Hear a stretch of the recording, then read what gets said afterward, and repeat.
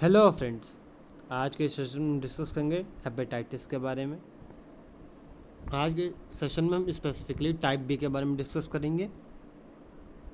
जैसा कि हमें पता है, जनरली हमारा जो हेपेटाइटिस होता है वो A B C D E और जी टाइप का होता है।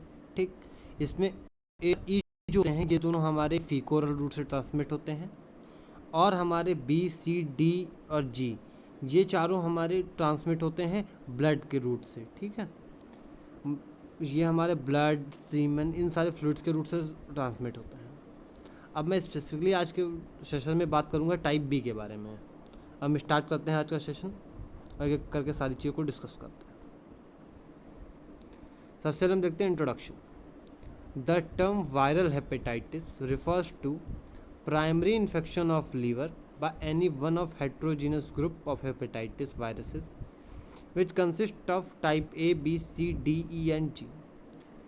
वायरल हेपेटाइटिस का स्पेसिफिकली मतलब होता है लीवर का प्राइमरी इन्फेक्शन जो कि हेपेटाइटिस वायरस के किसी भी एक या एक से ज़्यादा वायरस ने कॉज किया हो, जिसके कुछ सब टाइप्स होते हैं जैसे कि A, B, C, D, E and G। The common feature are able to infect liver cells and causing jaundice. हमारा जो सबसे कॉमन फीचर्स होता है इन सभी टाइप्स ऑफ हेपेटाइटिस का, वो ये है कि ये लीवर को अफेक्ट करते हैं और जॉइंटिस को कॉज करते हैं।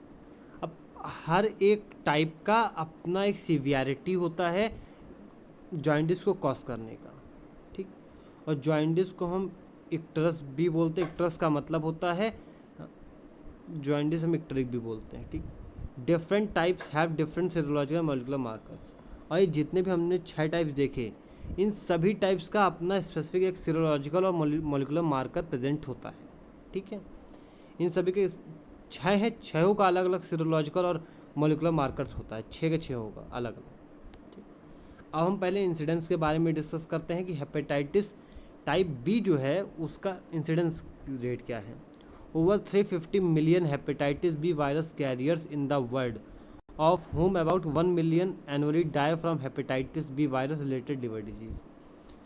पूरे वर्ल्ड में 350 मिलियन हेपेटाइटिस बी वायरस के कैरियर्स हैं या कह लीजिए केसेस हैं, जिनमें से हर साल 1 मिलियन लोग हेपेटाइटिस बी से रिलेटेड कोई भी लिवर डिजीज से डेथ होती है उनकी। ठीक, WHO के according estimates that hepatitis B virus infection causes more than million death a year world wide.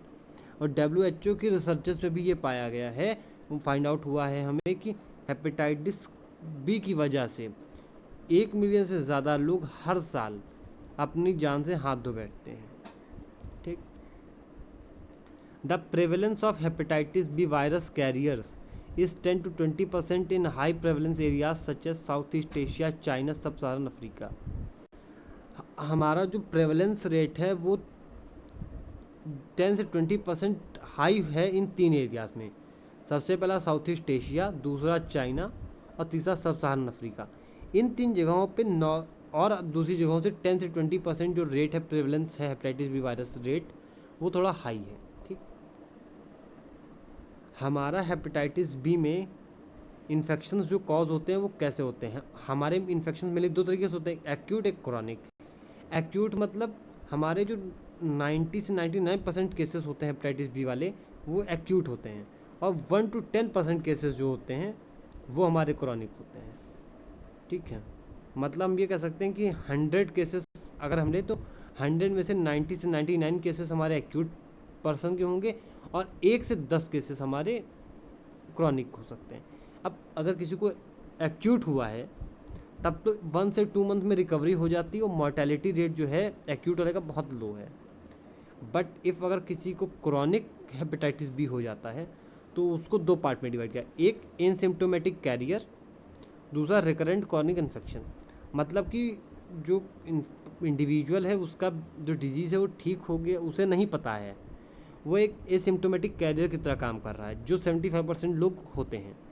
और जो बचे 25% लोग, उनमें रिकरेंट क्रॉनिक इन्फेक्शन कॉज होता रहता है हेपेटाइटिस बी वायरस की वजह से। ठीक, अब हमारा जो जिनमें रिकरेंट इन्फेक्शंस हो रहा है उसमें से 25% लोग हमारे हेपेटाइटिस बी वायरस के कैरियर्स होते हैं और जो और 25% लोग होते हैं वो हमारे क्रॉनिक लिवर डिजीज से सफ़र करते हैं। ठीक, हमारी क्रॉनिक लिवर डिजीजेस हो गई chronic hepatitis, liver cirrhosis, primary hepatic cancer. ये हमारे कुछ डिजीजेस है जो हमारे हेपेटाइटिस बी की वजह से लीड होती है या कॉज करता है। ठीक, causative agent hepatitis B virus. हमारा हेपेटाइटिस टाइप बी का जो कॉजेटिव एजेंट उसे हम बोलते हैं हेपेटाइटिस बी वायरस। ठीक, इसका कॉजेटिव एजेंट है। अब हम स्ट्रक्चर के बारे में अब हम स्टडी करते हैं यहाँ पे जो हमारा हेपेटाइटिस बी है वो टाइप बी वायरस के cause hepatitis B virus cause करता है। तो जो हमारा टाइप बी वायरस है उसके स्ट्रक्चर के बारे में स्टडी करेंगे यहाँ पे। सबसे पहला, hepatitis B virus is a 42 nanometre DNA virus with an outer envelope and an inner core 27 nanometre in diameter. इसका मतलब ये है कि हमारा जो पूरा एक ये जो हेपेटाइटिस बी वायरस होता है उसका जो पूरे का अगर एक डायमीटर देखें तो 42 नैनोमीटर, मतलब जो हम पिक्चर देख रहे हैं जो इसमें सबसे पहले पिक्चर इसमें जो सर्कल करके हमारी जो सर्कुलर मोशन बना हुआ है, एक सर्कल से पूरा एक सर्कल बना हुआ है छोटे सर्कल से, तो वो जो सर्कल्स बने हुए इसका जो डायमीटर होगा वो हमारा होगा 42 नैनोमीटर। और बीच में जो हमारा हेक्सागन शेप का बना हुआ है ये हमारा होगा 27 नैनोमीटर का। ठीक है, जो हमारा बाहर सर्कुलर शेप में पूरा बना हुआ उसे हम बोलते हैं आउटर एनवलप, और जो बीच में हेक्सागन शेप का बना हुआ ब्लू कलर में उसे हम बोलते हैं inner core, enclosing the viral genome and the DNA polymerase. और हमारा जो ये इनर कोर होता है जो ब्लू कलर के सर्कल से बना हुआ है ये हमारा डीएनए पॉलीमरेज और वायरल के जीनोम इन दोनों को कवर करता है और प्रोटेक्ट करता है। ठीक है, sera from type B hepatitis patients when examined by electron microscope show 3 types of particles. इसका मतलब यह है कि जिन लोगों को टाइप बी हेपेटाइटिस हुआ है अगर उनके सीरम को हम इलेक्ट्रॉन माइक्रोस्कोप में स्टडी करें तो उसमें हमें 3 तरीके के पार्टिकल्स देखने को मिलते हैं। सबसे पहला क्या है, most abundant forms are spherical particles 22 nanometre in diameter. सबसे पहले हमें स्फेरिकल शेप के पार्टिकल्स देखने को मिलते हैं जिनका डायमीटर 22 नैनोमीटर का होता है। दूसरा, filamentous and tubular particles also 22 nanometre in diameter, both are hepatitis B surface antigen particles. Filamentous and tubular particles जो हमारे होते हैं ये हमारे 22 नैनोमीटर डायमीटर के होते हैं। ठीक है, और ये तो हमारे दोनों ही हेपेटाइटिस बी सरफेस एंटीजन होते हैं, मतलब जो हमारा स्फेरिकल शेप का था और ये जो ट्यूबुलर शेप का है दोनों ही हमारे हेपेटाइटिस बी सरफेस एंटीजन हैं। जैसा कि हम इस पिक्चर में देख सकते हैं ना, हमारा ये कॉर्नर पे हमारे सर्कल और ट्यूबुलर शेप के दो बने हुए, इन दोनों का डायमीटर जो है वो 22 नैनोमीटर ही होता है। ठीक है, डायमीटर 22 ही होगा। ये दोनों हमारे पूरे वायरस को कवर करते हैं और ये इनको हम बोलते हैं हेपेटाइटिस बी सरफेस एंटीजन। ठीक है, और जब इलेक्ट्रॉन माइक्रोस्कोपी करते हैं तो हमें पहला स्फेरिकल पार्टिकल्स देखने को मिलते हैं, दूसरा ट्यूबुलर पार्टिकल्स, तीसरा far fewer in numbers is the double walled spherical complete hepatitis B virus. It was first described by Dane DANE in 1970 and is known as the Dane particle. DANE हमारा जो हमारा hepatitis B virus होता है double walled spherical virus होता है, ये double walled covered होता है। ठीक है, और इसको सबसे पहले DANE डेन ने देखा था।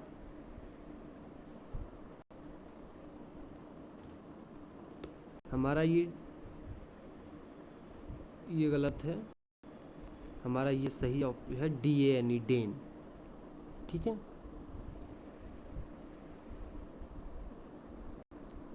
हमारा इसको सबसे पहले डेन ने विजुअलाइज किया था इसलिए इसे हम डेन पार्टिकल ही बोलते हैं। ठीक है, अब अगला, the envelope proteins expressed on the surface of virions and a circular 22 nanometre diameter spherical and filamentous particles constituted the hepatitis B surface antigen which are of 4 subtypes। मतलब जो हमारा एनवलप प्रोटीन्स होते हैं जो सरफेस पे present होते हैं virus के, वो या तो सर्कुलर होते हैं और या तो वो स्फेरिकल शेप के होते हैं, जैसा हमने पहले देखा। और ये दोनों हमारे जो होते हैं ये 4 सब टाइप्स के होते हैं, और ये हमारे हेपेटाइटिस बी के सरफेस को कवर करते हैं, जिन्हें हम डेन पार्टिकल्स भी बोलते हैं। अगला, it is to the surface antigens that the human body produces antibodies when infected। जो सरफेस एंटीजन प्रेजेंट होते हैं जब हम कोई भी वायरस या कोई भी माइक्रोऑर्गेनिज्म हमारी बॉडी में एंटर करता है, तो उन सरफेस एंटीजन्स के अगेंस्ट में हमारी बॉडी एंटीबॉडीज बनाना चालू कर देती है। The other antigens expressed and used as markers of infection are the hepatitis B core antigen and the hepatitis B E antigen. Nucleocapsid protein हमारा एक सरफेस एंटीजन था जिसके अगेंस्ट में एंटीबॉडी बनती, दूसरे हमारा था हेपेटाइटिस बी कोर एंटीजन, और तीसरा हमारा है हेपेटाइटिस बी ई एंटीजन। ये हमारे 3 होते जिनके अगेंस्ट में एंटीबॉडीज हमारी बॉडी में बनना चालू हो जाती एक एक करके। Nucleocapsid and closest viral genome consist of 2 linear strands of DNA ahead in circular. जो हमारा न्यूक्लियोकैप्सिड होता है वो हमारा जो वायरल जीनोम होता है उसको कवर करता है, ठीक है, जिसके अंदर हमारे 2 लीनियर स्ट्रैंड्स होते हैं डीएनए के, जो कि सर्कुलर मोशन में एक दूसरे को कवर करते हैं।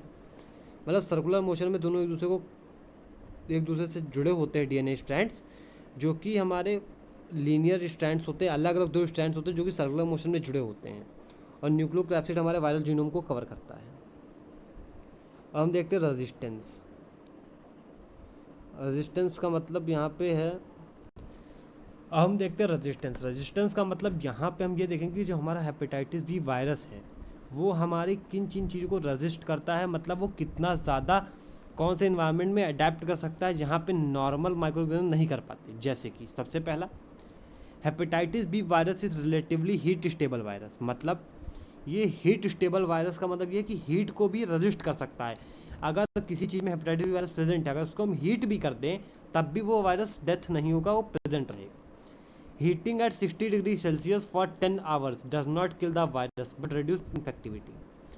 अगर हम 60 डिग्री सेल्सियस पे 10 घंटे के लिए हीट कर दे इस वायरस को, ये डेथ नहीं होगी इसकी, ये मरेगा नहीं, बट इसकी जो इन्फेक्टिविटी है या इसकी जो डिजीज कॉज करने की कैपेसिटी है वो रिड्यूस हो जाएगी सिर्फ, बस। It remains alive at room temperature for longer periods. It is susceptible to chemical agents. इसका मतलब यह है कि हमारा ये नॉर्मल जो रूम टेम्परेचर होता है उस पर आराम से लाइव रह सकता है, जिंदा रह सकता है। और जो केमिकल एजेंट्स होते हैं वो भी ससेप्टिबल है, मतलब केमिकल एजेंट्स भी ज़्यादा इसको कोई इफेक्ट नहीं कर पाते। केमिकल एजेंट्स भी बहुत ज़्यादा इसके लिए कोई इफेक्टिव नहीं है। हाइपोक्लोराइड ग्लूटाल्डिहाइड, हमारा 2% ग्लूटाल्डिहाइड होता है, हाइपोक्लोराइड होता है। ये हमारे जो इसकी इन्फेक्टिविटी होती है उसको रिड्यूस कर सकते हैं, पर जो इसका HBsAg एंटीजन होता है, हेपेटाइटिस बी सरफेस एंटीजन, उसको कोई इफेक्ट नहीं करते हैं, उसको ना डैमेज कर पाते हैं ना कुछ कर पाते हैं, सिर्फ इसकी इन्फेक्टिविटी कर सकते हैं, बस। ठीक, हम देखते हैं क्लिनिकल फीचर्स। सबसे पहले हम देखेंगे incubation period is 1 to 6 month. हमारा जो हेपेटाइटिस बी वायरस होता है इसका जो इंक्यूबेशन पीरियड बहुत लंबा है, ये हमारा 1 to 6 मंथ का होता है। ज़्यादातर हम जो डिजीज़ का देखते हैं वो हमारा डेज में होता है, बट ये हमारा सब बहुत लंबा 1 to 6 मंथ हो जाता है। Hepatitis B is more severe and prolong. Onset is slow and fever is not prominent. हमारा जो हेपेटाइटिस बी इन्फेक्शन होता है ये हमारा और कंपैरिजन में, दूसरे कंपैरिजन में, एक कंपैरिजन में बहुत ज़्यादा सीवियर है और बहुत लॉन्ग ड्यूरेशन के लिए होता है। ठीक, और इसका जो ऑनसेट है, मतलब जो इसका जो हमें पता चलेगा कि हाँ ये बीमारी हुई है, वो बहुत स्लो है। और इसका फीवर जो अगर आता भी है तो फीवर कोई प्रोमिनेंट सिम्टम नहीं है। ठीक है, the large majority of adults with acute hepatitis B infection recover with in 1 to 2 months of onset. The virus is usually undetectable after 6 month। Mortality is very low. मतलब जो large majority होती है जिनको hepatitis B infection होता है, तो उनमें वो 1 से 2 महीने में, जिनमें एक्यूट इन्फेक्शन होता है वो 1 से 2 महीने में रिकवर हो जाते हैं। ठीक है, ऑनसेट होने के 1 से 2 महीने के अंदर वो रिकवर हो जाते हैं, और 6 महीने बाद जो हमारा वायरस होता है वो अनडिटेक्टेबल हो जाता है। लेकिन ठीक है, हमारा 6 मंथ के बाद जो वायरस होता है वो अनडिटेक्टेबल हो जाता है। मोर्टेलिटी हमारे एक्यूट इन्फेक्शन की बहुत लो है, जैसा कि हमने पहले चार्ट में भी देखा था कि एक्यूट इन्फेक्शन का जो रिकवरी रेट है 1 से 2 मंथ में रिकवर हो जाता है पर्सन, मोर्टेलिटी बहुत लो है, ये हमने पहले ही देख लिया। ऑफ अब हम बात करेंगे यहाँ पे क्रॉनिक वालों की, जैसा हमने चार्ट में देखा था। Of those infected 1 to 10% remain chronically infected. अब हमने देखा ना 90 से 99% लोग एक्यूट इन्फेक्शन वाले हैं, बट 1 से 10% वाले जो लोग हैं वो क्रॉनिक वाले हैं। अब जो क्रॉनिकली इन्फेक्टेड हुए उनका हमने देखा था उनमें सीवियर डिजीज होती है। अब हम एक एक करके डिस्कस करते हैं आगे क्या होता है। These may remain as a symptomatic carrier or progress to recurrent or chronic liver disease। अब यहाँ पे जो इनको क्रॉनिक इन्फेक्शन हुआ है वो या तो सिम्टोमेटिक कैरियर होंगे, मतलब उनमें हेपेटाइटिस बी के सिम्टम्स दिखेंगे बट उनको ज़्यादा इफेक्ट नहीं होगा वो, लेकिन दूसरों को वो बीमारी ट्रांसमिट करते रहेंगे। या फिर जिसको भी हुआ है जो क्रॉनिक इन्फेक्शन, उनमें सीवियर क्रॉनिक इन्फेक्शन होता है, जैसे जो लिवर की डिजीजेस हैं उनमें एक एक करके कई सारी डिजीज एक एक करके आती रहेंगी, वो बहुत ही क्रॉनिक बहुत ही सीरियस कंडीशंस होती हैं। ठीक, about 25% of chronically infected person become carrier and 25% develop severe liver disease. हमने चार्ट में बात की थी, तब भी मैंने ये बताया था कि जो लोग क्रॉनिक इन्फेक्टेड हुए उनमें 25% लोग जो थे वो कैरियर बन गए, और जो उसके 25% बचे उनको सीवियर लिवर डिजीज हो गई। और हमारा जो सबसे ज़्यादा सीवियर कंडीशन डेवलप होती है हेपेटाइटिस बी वायरस की वजह से वो है हेपेटोसेलुलर कार्सिनोमा, और ये हमारा इकलौता वैक्सीन प्रिवेंटेबल ह्यूमन कैंसर है जो कि एक वायरस कॉज करता है। हमारा हेपेटोसेलुलर कार्सिनोमा जो है ये हमारा first vaccine preventable human cancer है जो कि हम वैक्सीन की हेल्प से प्रिवेंट कर सकते हैं, जो कि एक वायरस कॉज करता है। ठीक है, अब हम देखते हैं एपिडेमियोलॉजी के बारे में। Hepatitis B is a blood borne virus and the infection is transmitted by parental sexual and perinatal modes. हमारा जो हेपेटाइटिस वायरस होता है ये ब्लड बॉर्न वायरस है। ठीक है, जैसा हमने पहले बताया ए और ई ये 2 टाइप्स हमारे फीकोरल रूट से ट्रांसमिट होते हैं, और हमारा बी सी डी और जी ये 4 टाइप्स हमारे ब्लड बॉर्न वायरस होते हैं। ठीक है, हमारा जो इन्फेक्शन जो ट्रांसमिट होता है हेपेटाइटिस बी ये पैरेंट्रल होता है, मतलब किसी जो हेपेटाइटिस बी पेशेंट है उसकी जो सिरिंज थी वही सेम सिरिंज दूसरे पेशेंट को यूज़ कर दी जाए तो उसको हो जाएगा। सेक्सुअल, अगर किसी हेपेटाइटिस बी पॉजिटिव इंडिविजुअल के साथ अगर कोई सेक्सुअल एक्टिविटी की जाएगी तो भी रिस्क है। पेरीनेटल, मतलब कि मदर से बेबी को हो सकता है। The blood, semen and saliva of carriers are infectious, therefore screening for hepatitis B virus among blood donors is mandatory. मतलब एक इंडिविजुअल जो भी हेपेटाइटिस बी अगर पॉजिटिव है तो उसके ब्लड में, सीमेन और सलाइवा तीनों में अगर वो कैरियर है या पॉजिटिव है, अगर उसको हेपेटाइटिस बी वायरस है या फिर वो कैरियर हो, दोनों कंडीशंस में उसके ब्लड, सीमेन, सलाइवा में हेपेटाइटिस बी वायरस हमें मिलेगा। इसीलिए जब भी किसी इंडिविजुअल का ब्लड डोनेट किया जाता है तो उससे सबसे पहले हेपेटाइटिस बी वायरस के लिए चेक किया जाता है। ठीक, क्योंकि ये ब्लड बॉर्न डिजीज़ है। अगर किसी हेपेटाइटिस बी वायरस का मान लो पेशेंट है जो पॉजिटिव था या कैरियर था, अगर उसका ब्लड किसी non hepatitis B virus carrier person को चढ़ा दिया गया तब तो फिर उसे भी हो जाएगा। इसलिए हम हमेशा हेपेटाइटिस बी वायरस के लिए उस ब्लड को चेक करते हैं, उसके बाद उसे हम किसी पेशेंट को देते हैं, ट्रांसफ्यूज करते हैं। It is present in breast milk, vaginal secretion, urine and faeces also. हमारा जो हेपेटाइटिस बी वायरस है ये हमारा कैरियर होता है, जो उसके अगर कोई मदर है जिसको जो कैरियर है उसके ब्रेस्ट मिल्क में, उसके वेजाइनल सिक्रीशंस में, यूरिन में, फीसेस में भी हमें ये वायरस प्रेजेंट मिलेगा उसकी टेस्टिंग की जाए तो। ठीक, अगला, over populated and under developed regions have high endemicity. मतलब जहाँ पे कम जगह पे बहुत ज़्यादा लोग रहते हों या अंडर डेवलप्ड एरियाज हो, मतलब वहाँ पे फैसिलिटीज़ बिल्कुल भी ना हो, उन जगहों पे इन डिजीज़ का होने का सबसे ज़्यादा चांसेस है। ठीक है, low endemicity occurs in developed countries with intermediate endemicity in other areas such as Eastern Europe, Middle East, South Asia and parts of South America.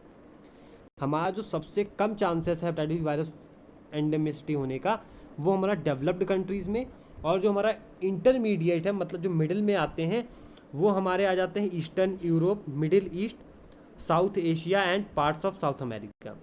ये हमारे कुछ कंट्रीज हैं जो कि इंटरमीडिएट एंडेमिसिटी में आ जाते हैं। ठीक, natural infection occurs only in humans, हमारा जो नेचुरली ये इन्फेक्शन अकर होता है ये सिर्फ ह्यूमन में ही होता है। ठीक है, मतलब इसका कोई भी एनिमल या किसी भी और का बेसिस नहीं, इसमें एनिमल, इसमें ह्यूमन बेसिस ही है। ठीक है, and developing countries differ in age and mode of, मतलब जो हमारी डेवलप्ड और डेवलपिंग कंट्रीज होती हैं इन दोनों जगहों पे एज और मोड ऑफ इन्फेक्शन वेरी करता है। मतलब जो डेवलप्ड और डेवलपिंग कंट्रीज हैं, डेवलप्ड कंट्रीज में मोड और एज अलग होगा जिनको अफेक्ट होगा हेपेटाइटिस बी वायरस से, और डेवलपिंग कंट्रीज में एज और मोड ऑफ इन्फेक्शन जो होगा दोनों अलग है। अब देखते हैं क्या फ़र्क है। पहले हम देखेंगे डेवलप्ड कंट्रीज का। इन developed countries infection occurs mostly in adolescents and young adults through contaminated syringes, needles, drug addicts and sexually particularly among homosexual. मतलब ये जो कंट्री डेवलप हो चुकी हैं उन कंट्रीज में सबसे ज़्यादा एडोलेसेंट्स और यंगर एडल्ट्स में देखने को मिलता है, और ये इन्फेक्शन उनमें जो ट्रांसमिशन होगा वो सिरिंज, नीडल्स, ड्रग एडिक्ट्स और होमोसेक्सुअल पार्टनर से होता है मेनली। ठीक, होमोसेक्सुअल का मतलब होता है सेम सेक्स के पार्टनर के, सेम सेक्स के इंडिविजुअल के साथ सेक्सुअल एक्टिविटीज परफॉर्म करना। ठीक, in developing countries infection occurs at young age, transmission is perinatally from mother to be और डेवलपिंग कंट्रीज में हमारा क्या होगा, ये यंगर एज को ज़्यादा इफेक्ट करता है। ठीक है, मतलब बच्चों को, यंग एज मतलब जो बच्चे हैं उनको ज़्यादा इफेक्ट करता है, और इसका ट्रांसमिशन मदर से बेबी में भी होता है या बच्चों से बच्चों में होने के चांसेस ज़्यादा होते हैं। ठीक है, जैसा हमने पहले पढ़ा कि डेवलप्ड और डेवलपिंग कंट्रीज़ का एज और मोड में इफेक्ट है, तो डेवलप्ड कंट्रीज़ में जो है एडोलेसेंस और यंग एडल्ट को अफेक्ट कर रहा है, बट डेवलपिंग कंट्रीज़ में यंग एज वालों को ज़्यादा इफेक्ट कर रहा है। ठीक है, वही हमारा अगर डेवलप कंट्रीज़ का ट्रांसमिशन देखें तो syringe, needle, drug addict, sexual activity से हो रहा है, और वहीं अगर हम डेवलपिंग कंट्रीज़ की बात करें वहाँ मदर टू बेबी में या डिफरेंट टू चिल्ड्रंस के बीच में इस तरीके से ट्रांसमिशन हो रहा है। ठीक है, अब देखते हैं कैरियर्स के बारे में। अब हम यहाँ पे कुछ जो फैक्ट हैं हमारे हेपेटाइटिस बी वायरस के कैरियर्स के बारे में वो हम देखते हैं। सबसे पहला, the virus is maintained in the carriers whose blood contain circulating viruses for longer periods. मतलब जो लोग कैरियर होते हैं हेपेटाइटिस बी वायरस के, उनके ब्लड में हमें हेपेटाइटिस बी वायरस मिलने के चांसेस होते हैं। ठीक, a carrier is the person with detectable hepatitis B surface antigen in the blood for more than 6 month. मतलब जैसे हमने स्टार्टिंग में मैंने बताया था कि जो एक्यूट इन्फेक्शन के लोग होते हैं उनमें ये 1 to 2 मंथ में रिकवर हो जाते हैं, और उनमें 6 मंथ के बाद ये वायरस अनडिटेक्टेबल हो जाता है। बट जो कैरियर होता है उनमें हेपेटाइटिस बी सरफेस एंटीजन का अगर हम टेस्ट करें तो हमें 6 मंथ के बाद भी वो प्रेजेंट मिलेगा ब्लड में। ठीक है, the carrier state is highest in neonates and children, और जो कैरियर स्टेट है वो सबसे ज़्यादा बच्चे या न्यूनेट्स होते हैं इसका। जो सबसे ज़्यादा कैरियर अगर नंबर में देखें तो न्यूनेट्स और चिल्ड्रंस के कैरियर होते हैं सबसे ज़्यादा। ठीक, there are 350 million carriers world wide, ये 50 नहीं होगा, ये मात्र 350 million carriers world wide, of which 45 million are in India. मतलब पूरे इंडिया में 350 मिलियन कैरियर्स हैं जिनमें 45 मिलियन अकेले इंडिया से हैं। ठीक, कैरियर्स में भी highly infectious, super carriers for simple carriers. मतलब कि हमारे कैरियर्स दो तरीके से हो सकते हैं, एक सुपर कैरियर मतलब जो बहुत ज़्यादा इन्फेक्शियस है, या सिंपल कैरियर जो नॉर्मली सबको इफेक्ट नहीं करते हैं। ठीक है, हम बात करते हैं लेबोरेटरी डायग्नोसिस के बारे में कि मतलब इसका डायग्नोसिस कैसे हो। Specific diagnosis for hepatitis B rest on the serological demonstration of viral markers. जैसा कि हमने देखा हमारा hepatitis B surface antigen, hepatitis B core antigen, hepatitis B E antigen, ये तीनों का प्रेजेंस, इनका सीरोलॉजिकल मार्क प्रेजेंटेशन हमें बताएगा कि हमारी जो हेपेटाइटिस है वो है या नहीं है। ठीक, अब सबसे पहले हम देखते हैं हेपेटाइटिस बी सरफेस एंटीजन के बारे में बात करते हैं। HBsAg is the first marker to appear in blood after infection occurs and can be detected even before elevation of liver enzymes and onset of clinical illness। हमारा सबसे पहले अगर किसी को भी हेपेटाइटिस बी होता है तो उसके ब्लड में हमें हेपेटाइटिस बी सरफेस एंटीजन का प्रेजेंट मिलेगा, और ये हमारा उसके लीवर एंजाइम में जो उसके चेंजेस हैं वो, और उसकी बॉडी में क्लिनिकल सिम्टम्स से प्रेजेंट होने से पहले ही मिल जाएगा।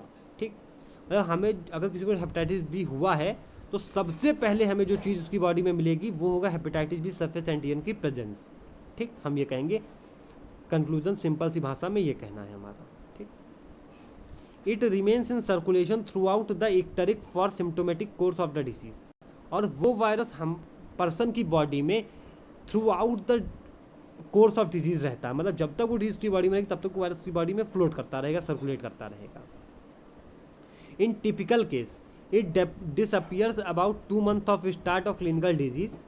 When it is no longer detectable, its antibody anti-HBs appears and remains for very long periods. Anti-HBs is protective antibody. इसका मतलब ये है कि कुछ केसेस में ऐसा होता है कि क्लिनिकल डिजीज स्टार्ट होने के 2 महीने बाद ये बीमारी ख़त्म हो जाती है। एक्यूट केसेस में मेनली ऐसा होता है। और जो हमारा एंटी एचबीएस सरफेस एंटीजन है वो हमारा नहीं मिलता, लेकिन हमारा जो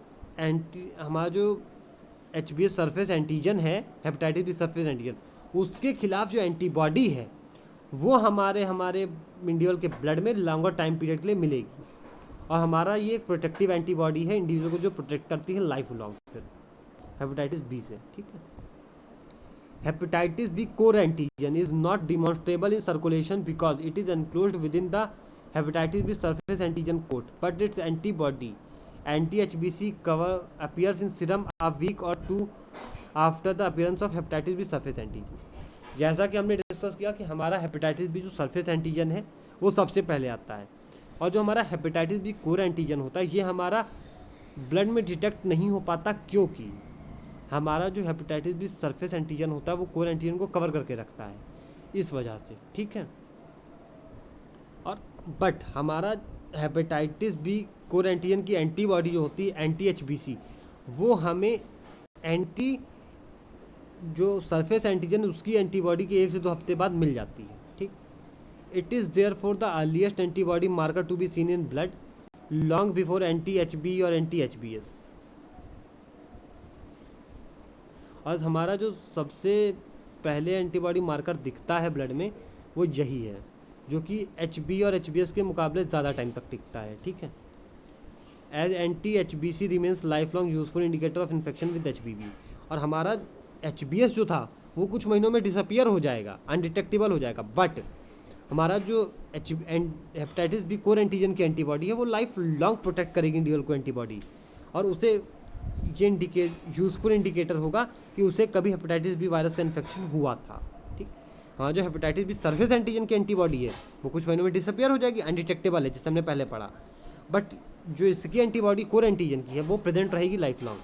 ठीक, HBeAg hepatitis B E antigen appears in blood concurrently with hepatitis B surface antigen और सून आफ्टरवर्ड्स।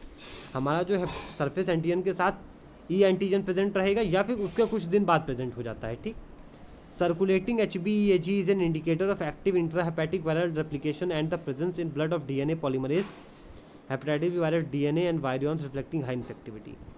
अगर किसी इंडिविजुअल की बॉडी में हेपेटाइटिस बी एंटीजन उसके ब्लड में प्रेजेंट है तो वो ये बताता है कि उसके लीवर में जो हेपेटाइटिस बी वायरस है वो एक्टिवली रेप्लिकेट कर रहा है, नंबर में इंक्रीज कर रहा है, और हेपेटाइटिस बी वायरस का DNA पॉलीमरेज हमें उसके ब्लड में प्रेजेंस मिलेगा। और हमें इससे यह भी पता चलेगा कि उसके वायरस है वो बहुत ज़्यादा हाईली इन्फेक्टिव स्टेज पे है इस समय। ठीक, hepatitis B virus DNA level in serum helps to assess progress of patient with chronic hepatitis under antiviral therapy. और हमारा इंडिविजुअल में हेपेटाइटिस बी वायरस के DNA लेवल जो होता है उसके सीरम में जो प्रेजेंट होगा DNA लेवल, वो हमें सबसे ज़्यादा इंडिकेटिव होगा। अगर किसी पर्सन का एंटीवायरल थेरेपी कीमोथेरेपी चल रहा है तो ये उसकी प्रोग्रेशन को असेस करने के लिए हमें बहुत ज़्यादा हेल्पफुल होगा। ठीक है, अब हम देखते हैं प्रोफिलैक्सिस के बारे में। अवॉइड प्रोमिस्क्यूअस सेक्स हम देखते हैं, मतलब बहुत ज़्यादा लोगों के साथ सेक्सुअल एक्टिविटी नहीं करनी चाहिए। मतलब जो इंजेक्शंस होते हैं वो एक से दूसरे पेशेंट को यूज़ नहीं होने चाहिए। अवॉइड डायरेक्ट और indirect contact with blood semen and other fluids of patient and carrier. Hepatitis B virus जो पॉजिटिव पेशेंट्स या कैरियर्स हो उनके बॉडी फ्लूइड्स से, ब्लड, सीमेन और दूसरे फ्लूइड से एकदम दूर रहना। Disposal of syringes and needle, मतलब जो हेपेटाइटिस बी वायरस पेशेंट्स के जो सिरिंजेस यूज़ हुई हैं उनका अलग से डिस्पोजल होना चाहिए। Universal immunisation, screening of pregnant women, जो प्रेग्नेंट वुमेन है उनका एक स्क्रीनिंग टेस्ट होना चाहिए कि उनको हेपेटाइटिस बी वायरस तो नहीं है या वो कैरियर तो नहीं, क्योंकि उनके बच्चे को भी होने चांसेस हैं। अगला हम देखते हैं treatment. Antiviral therapy is not likely to improve the rate of recovery and is not required. हमारी इसका ट्रीटमेंट देखा, हमारी एंटीवायरल थेरेपी उतना ज़्यादा हेल्पफुल नहीं है, ठीक है, रिकवरी के लिए उतना ज़्यादा हेल्प नहीं करती।